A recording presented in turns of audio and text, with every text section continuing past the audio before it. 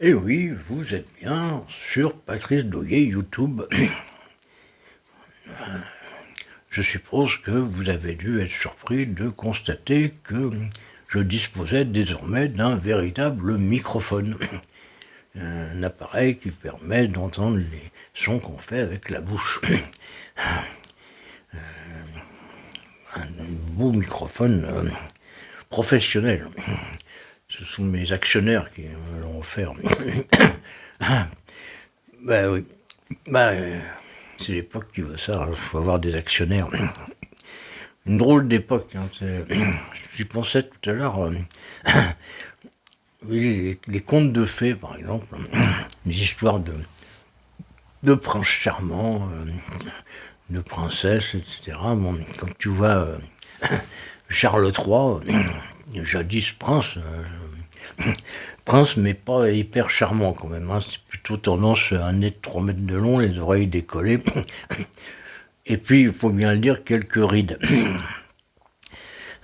Quant à l'épouse, la jolie princesse, c'était plutôt que quand même le genre radasse qui court partout, qui se barre avec un Libanais et qui finit dans un poteau pour l'Alma. Bon. Ils ont quand même eu beaucoup d'enfants, apparemment. Évidemment, bon, rien. C'est l'époque qui veut ça. Je vous avais prévenu. Bon, ils disent pas de la drogue, hein, mais ils n'ont pas besoin, ils ont des sous. Et ils sont payés à rien foutre, donc ils n'ont pas besoin de travailler pour vivre, quoi. Mais bon, on ne sait pas trop, en fait, dans le temps, dans les contes de fées, les vrais contes de fées dans le temps, ce que devenaient les fameux enfants, puisqu'on nous disait, ils se marièrent, ils eurent beaucoup d'enfants. Si ça se trouve, eux aussi, ils devenaient dealers, racketteurs, harceleurs, trafiquants de drogue,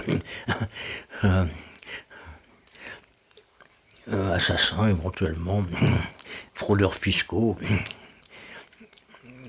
Les rédacteurs de contes étaient prudents, ils n'abordaient pas le sujet. Ils s'arrêtaient juste après le mariage. Je ne sais quel humoriste américain disait que le mariage c'était le plus beau jour de sa vie, surtout à l'aune de ce qui arrivait après, quoi. Yo yo. Bon, on va écouter ça.